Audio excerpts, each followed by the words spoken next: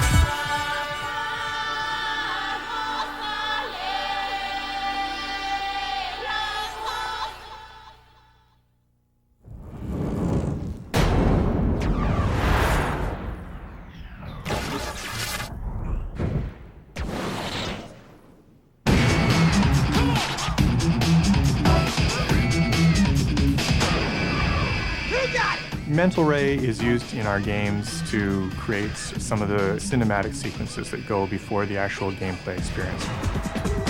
It's set up to use distributive rendering easily because it's integrated in Softimage. What you get is increased realism. You get lens flare effects, volumetric lighting, and more realistic motion blur effects, and you can still stay in a nice Softimage interactive mode. Between FIFA 96 and FIFA 97, we went from pre-rendered sprites to full 3D polygons being rendered by the game. Everything in the game is now 3D. All of the games right now use UV texture mapping. We build the models in Softimage, and we can stay in the Softimage environment and set our textures up. It allows you to move UV texture coordinates around on your 2D texture map and see the results on the model, all interactively. The user interface that Softimage has created is the industry standard for being able to get up to production speed quickly. It provides us with a full tool set, and we are able to use the SDK to write our own plugins to do the specialized things that we want to do in our studio. We have our own motion capture facility. The SDK plugins were used extensively in order to import and massage all our motion capture data and get them into a suitable form to export into our games. We capture small chunks of motion that are going to be randomly assembled by the game ultimately, from a run to a kick, a run to a header, a run to a chest move, a run to a tackle. We import those motions into Softimage. We assign them to our skeletons, tweak those motions and make sure they're moving fluidly and that they link to other frames. We wanted to make sure that there was seamless transitions between all of these moves, so we used the SDK to write a plugin to do that. The end result is we have motion that looks a lot more realistic and fluid than we would be able to normally achieve, and we're able to go through a large volume of moves in our tight production schedules. The advantage of being able to stay in the Softimage environment is you don't have to write a lot of translators and try to get things in and out of other packages where information is inevitably lost. It just means everything is a lot smoother in production. 10 years ago, Softimage made animation more of an artist and an animator's tool, where before it was more of a programmer and technician's tool. Softimage with Sumatra is going to take a major leap forward again in that same direction. It's amazing gameplay, and people feel that it's moved things to yet another level of realism and, enhanced the in-game experience so that it's even, you feel more like you're there.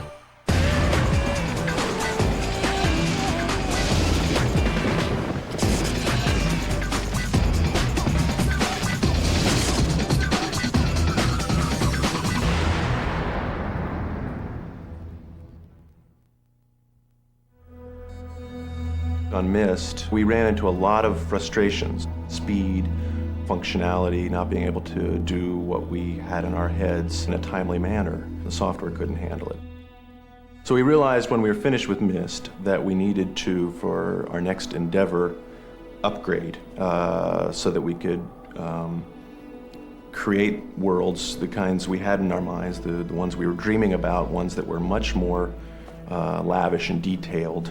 That's when we took a good look around and switched to Softimage. Are the drips actually on the texture itself and not in another layer? No, they're on the texture itself. One of the most exciting things about working on something like Riven is that we're creating a world. I think it's ingrained in all people. We like to explore. When people see things from other cultures or from other parts of the world that they have never seen before, never even knew existed, sometimes they just stand back in amazement and can hardly believe it's real. And that's just the first wave that hits them. Next, they really take a close look and see all the complexities, all those details that make it a real place. If we can accomplish the same thing that people get from going to a place they've never been, then we've succeeded. Softimage allows us to get what we see in our heads out somewhere so that other people can see it.